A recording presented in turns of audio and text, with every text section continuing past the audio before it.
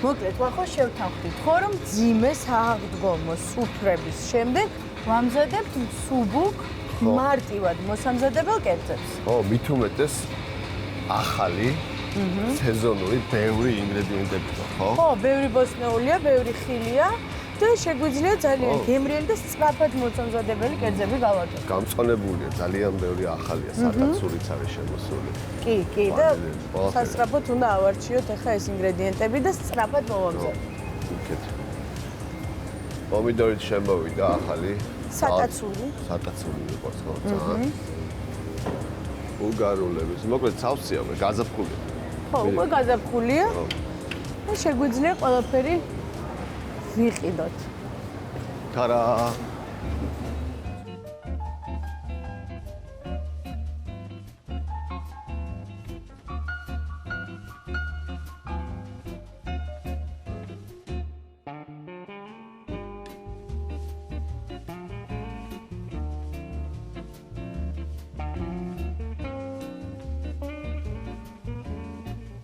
ქათმის ფილე კარაქში მობრაწული სატაცურის გარნირით. პირველ რიგში მოვაყრეთ მარილს და პილპილს, გემოვნებით რა თქმა უნდა. პილპილი. აქ მე მაქვს დაახლოებით 9 კილო ფილე. გრილზე მოვბრაწავ ლამაზი ხაზები რო კონდეს. რა თქმა უნდა ზეთი ცოტათი და ეგრევე ფილე. სანამ ფილე იბრაწება, მოვამზადებ დიჟონის соуს, რომელსაც მოვასხავ ქათამს და მე ღუმელში დავასრულებ. დიჟონის соуსი მზადდება მარტივად. გჭირდება დიჟონის მარცვლებიანი დოგვი, ცოტათი მომჟავო, მომწარო. 2 სუფრის კოვზი. თაფლი. თაფლის ასურველია, ყვავილის თაფლი იყოს. დაახლოებით 3 სუფრის კოვზი, ლიმონი, ნახევარი ლიმონის წვენი, წითელი ციცაკა, ესეც გემოვნებით, ბევრი არ გვინდა და ამას კარგად ამოურევ, ზეთი, ცოტათი ზეთი, დაახლოებით 1 სუფრის კოვზი. ქათამს ძალიან უხდება მდოგვი. ცოტა მომჟავო გემო, თაფლი თავისთავად, წითელი ციცაკა სიცხარეს მისცემს. ძალიან გემრიელი ქათამი გამოგვივა, ღუმელში გამოცხვარი, რომელსაც კარაქში დაბრაწული სატაცური ექნება გარნირად. ქათამს ამოვატრიალებ უკვე. ქათამი ბოლომდე არ უნდა დავბრაწოთ, რადგან ღუმელში ვასრულებ. მოვასხავ თავისივე ზეთს, ესეთი გაჯერებულია ქათმის არომატით, ზემოდანაც და გვერდზე, რომ კარგად დაიბრაწოს, ოქროსფერი რო გახდეს. სანამ ქათამი იბრაწება, მე ნიორს გავხეხავ სატაცურისთვის. ნიორი გჭირდება დაახლოებით 3 კბილი, 3-4 კბილი, უფრო გემრიელი რო იყოს. ნიორი და კარაქი ნებისმიერ ბოსტნეულს უხდება. და შემწვარი სატაცური კიდევ ნებისმიერ ხორცს, ქათამს, მცხრის ხორცს. საქონლის ხორცს. ხორის ხორცს თავისთავად.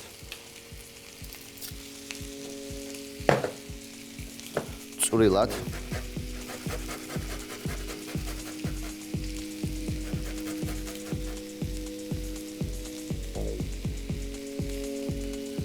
ნიორიც მზად არის, შემიძლია უკვე ქათამი მოვათავსო გამოსაცხო პირპიტაზე.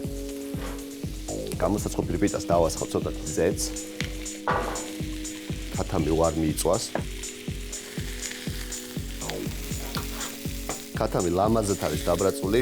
აქ გრილის ხაზები, დიჟონის соуს თაფლთან ერთად ეგრევე ზემოდან.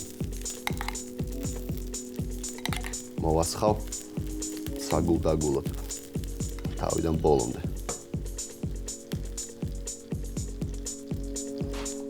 ქათამი გამოსაცხობად მზად არის, ვაცხობ 200 გრადუსზე 25 წუთი მაქსიმუმ.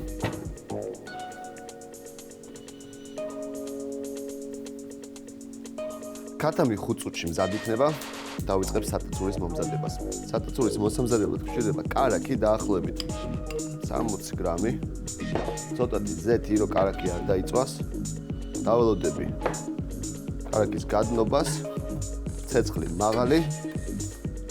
ყველა ინგრედიენტი მზადა მაქვს დაახლოებით. ეს 150 გრამი სატაცური.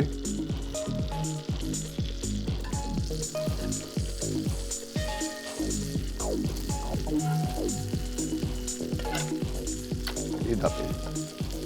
ლიანებად. მარილი გემოვნებით. და აქვე დავუმატებ გახეხილ ნიორს.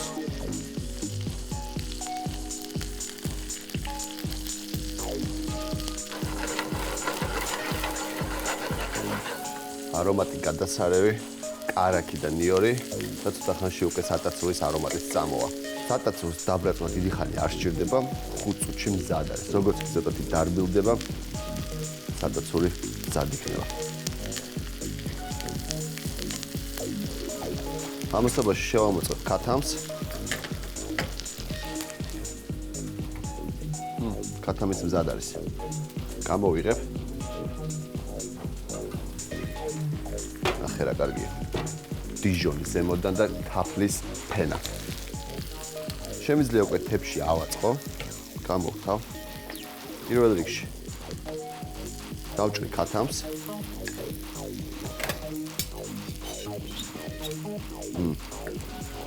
შვენიერი.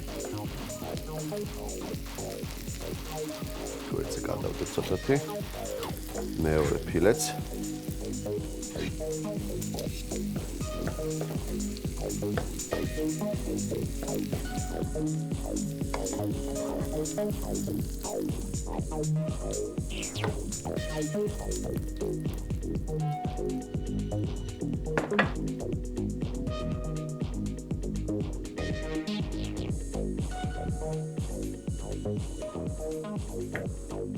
ცოტა წითელი წიწაკა. ქათამი დიჟონში გამომცხვარი სატაცურის კარგად მზად არის.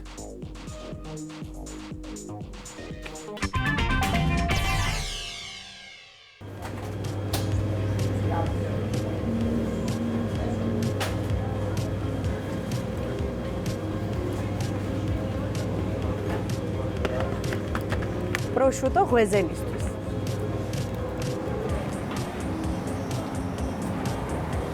და წითელი კომბოსტო.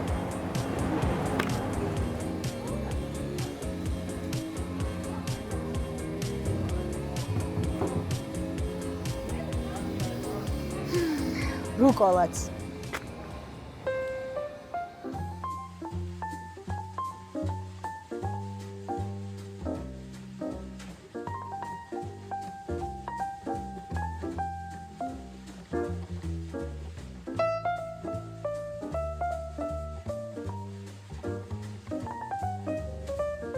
მარტივი, მაგრამ განსხვავებული გემოს მქონე ღვეზელი.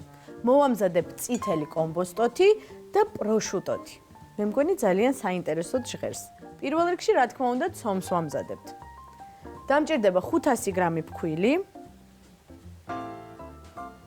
ცოტა მარილი, დაახლოებით ნახევარი ჩაის კოვზი, საფუარი 15 გრამი, ცოტა შაქარი, 1 ჩაის კოვზი, 2 კვერცხი,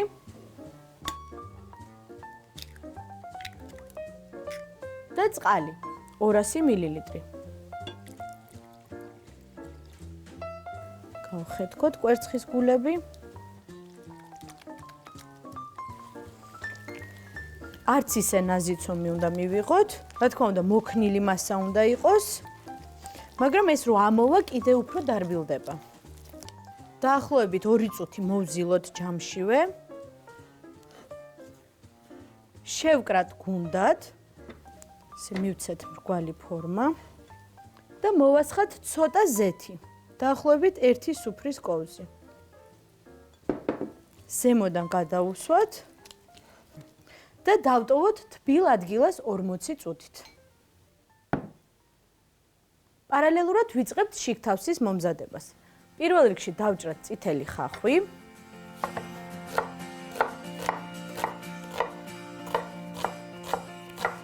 აი ესე კუბებად დავჭრათ. ავანთოთ ცეცხლი. მოვასხათ ზეთი. და გადავიტანოთ ტაფაში ხახვი. 2 კბილინი 2. და დავჭრათ წითელი კომბოსტო.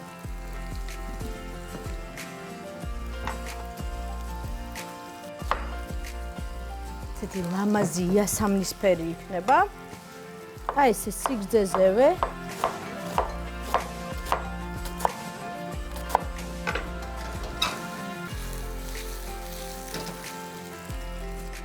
ეს კიდე უფრო წვრილად დავჭრათ.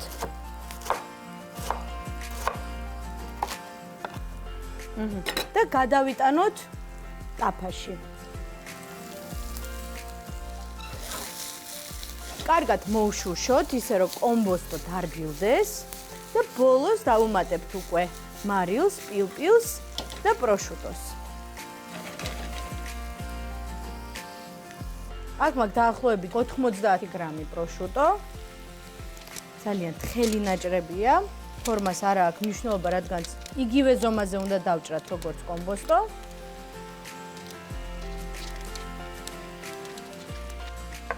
დავჭრათ.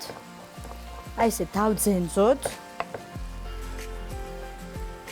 ძალიან რბილი არომატი აქვს პროშუტოს, თავისებური გემო აქვს, რომელიც კომბოსტოსთან ერთად ძალიან გემრიელი იქნება. დავუმატოთ კომბოსტოს.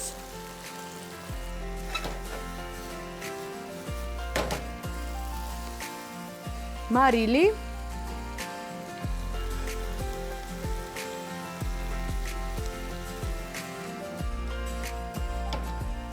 და ცოტა მწვანე ხახვი. ესეთ წვრილად დავჭრათ და დავუმატოთ მასას.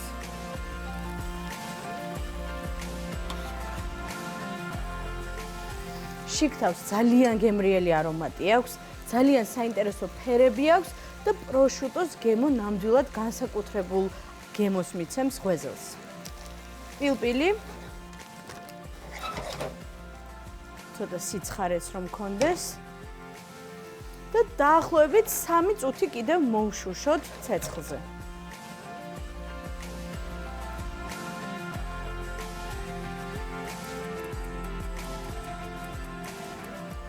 ცომი მზად არის უკვე, კარგად ამოვიდა. ფარშიც გაგრილდა. და ფქვილი. როგორც თქვი, უფრო დარბილდა ცომი. გადმოვიტანოთ შიგთავსი თეფშზე და გავყოთ ცომი 6 ნაწილად. ხელით გავიყვანოთ, ჩავდოთ შიგთავსი.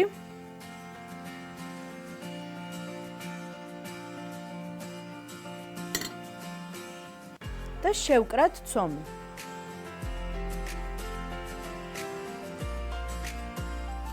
ვამზადებთ კლასიკურ ღვეზელს.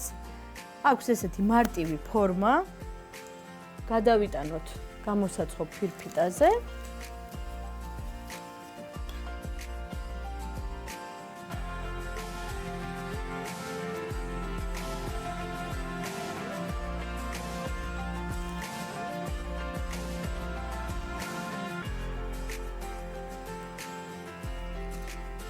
ბოლო ღვეძელიც მზად არის. გადავუსვათ ზემოდან კვერცხი.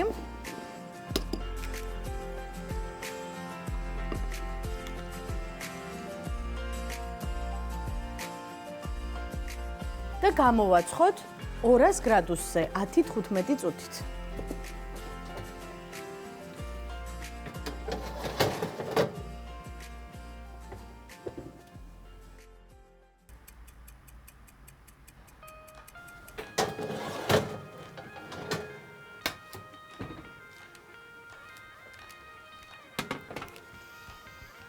ღვეზელები გამოცხვა, ლამაზად მოიბრაცა.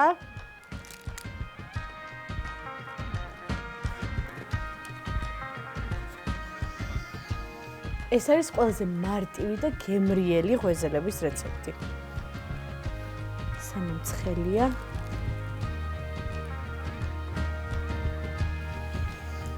ძალიან მაგარი არომატი აქვს.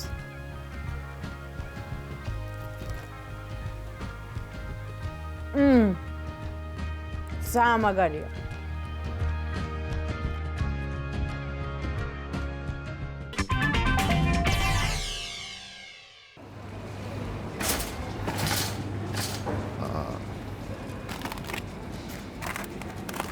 მარწყვი, ორაგული და ისპანახი.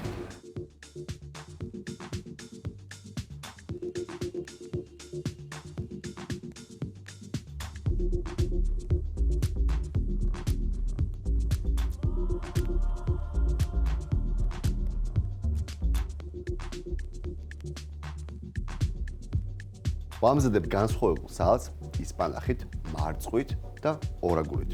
პირველ რიგში უნდა ავანთო ცეცხლი. შემწვარი სალატი იქნება. ზეთი და რა თქმა უნდა ისპანახი. ისპანახი ნახევარი თავი საკმარისი იქნება.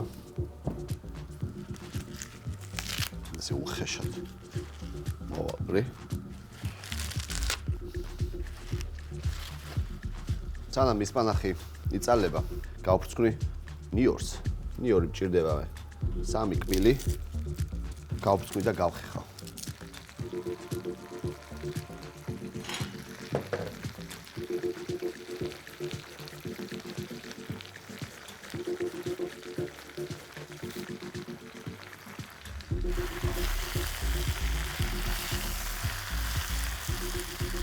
მოვაყრე ნიორს და ნუშის ფქვილს. მარილი გემოვნებით და საგულდაგულად ამოურებ. ნუშის მაგივრად შეგიძლიათ ნებისმიერი თხილეული გამოიყენოთ.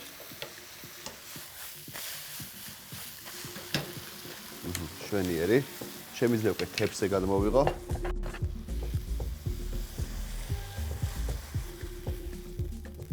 ისპანახს კარგად გავშლი თელ თეფსზე. შემდეგ მარწყვი ბოლოებს მოვაშორებ. შუაზე გავჭრი. უფრო ლამაზი რო იყოს, ამოვაჭრი ბოლოებს. ორაგული მაქვს უკვე შებოლილი.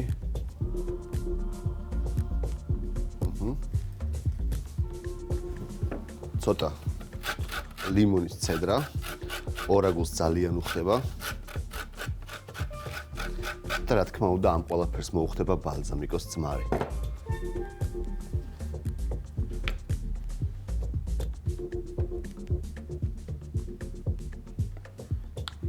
სალათი მზად არის მარტივი, მაგრამ ბევრი გემოებით გაჯერებული. ისპანახი სალათი ორაგულით და მარწყვით.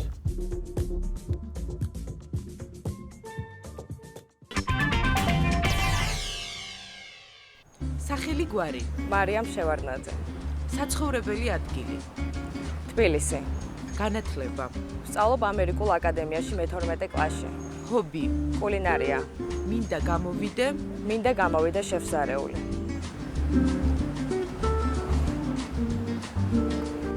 ჩემი ბავშვობის პირველი მოგონებები, რაც კულინარიას უკავშირდება, არის ალბათ 6 წლის ასაკიდან. სულ ბავშვობიდანაც გადაცემებს ვუყურებდი კულინარიაზე.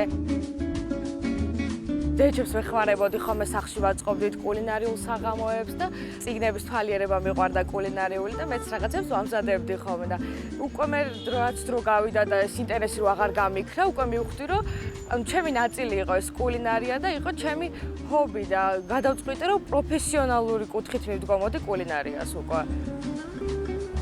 თავიდან დავიწყე, პატარა ვიყავ მაშინ 12-13 წლის, ერთ-ერთ ნაცნობის რესტორანში ვეხმარებოდი, თან მასწავლიდნენ, პრაქტიკებს გავდიოდი. და ვიყავი შვეიცარიაშიც სამუშაოდ, რესტორანში მუშაობდი მიმტანად, ბრაზილიაშიც ვიყავი ერთ-ერთ ცნობილი რესტორნების და სასტუმროების ქსელში, ფაზანოში, იქ შეფის დამხმარედ ვიყავი. ვამთავრებ ამ წელს სკოლას და უკვე ოქტომბრიდან მივდივარ უცხოეთში და უნდა ვისწავლო რესტორნის და მენეჯმენტი და კულინარია. და მივდივარ სტამბოლში რამოდენიმე თვე, მე გადავდივარ საფრანგეთში. ვფიქრობ, რომ შენ კარიერაში, ჰობში მთავარი არის, რომ ის საქმე გიყვარდეს, რასაც აკეთებ. რაც არ უნდა რთული იყოს, მაინც მგონია, რომ ყველაფერს გაუძლებ იმ დაღლილობასაც, იმ გიჟურ ტემპსაც, როდესაც გიყვარს ეს საქმიანობა და ვთვლი, რომ ეს არის ხელოვნება და არა მარტო საჭმლის კეთება. ეს არის რაღაცა, რასაც შენ ქმნი. ნახავდეს. ყველა შევზარეული ბოლოს იმისთვის იღწვის და იმაზე ოცნებობს, რომ თავისი რესტორნების ქსელი კონდეს, რომ ამდენი წლის პრაქტიკები და ამდენი წლის დაგროვებული ცოდნა, რომ ბოლოს თავის ნაშრომში ჩადოს და პირველ რიგში, რაც მინდა, რომ თბილისში გავხსნა კარგი რესტორანი. ამოდის.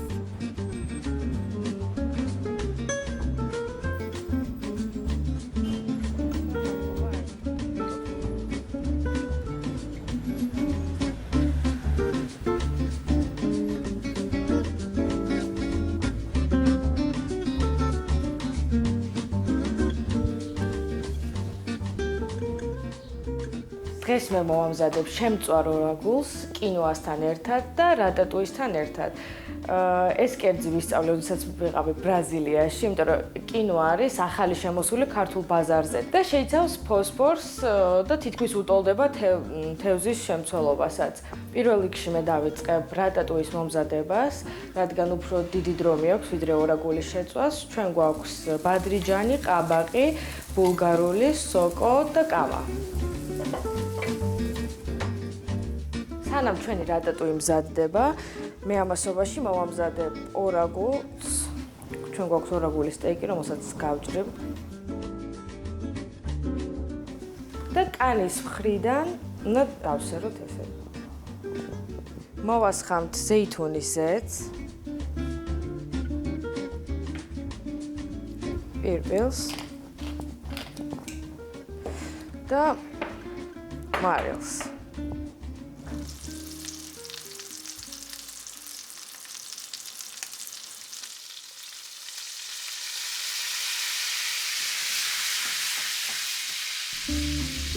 ყველაფერი გამზადებულია, თევზი შევწვით, რატატუიც მომზადებულია და ჩვენი მთავარი ჯანსაღი ინგრედიენტი კინოაც მზად არის. კინოას მარცვლებს უნდა დავასხათ წყალი, რომ დაიფაროს და თავისი სიმწარე გავვიდეს 15-10 წუთი.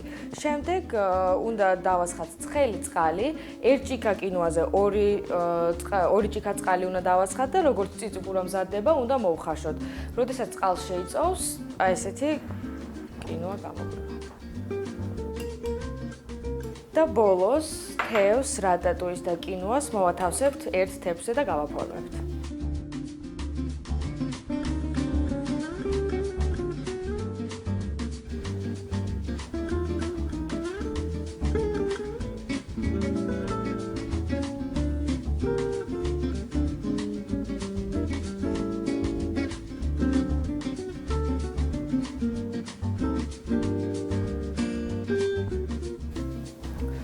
ორაგულის სტეიკი, კინოათი და რატატუით მზად არის.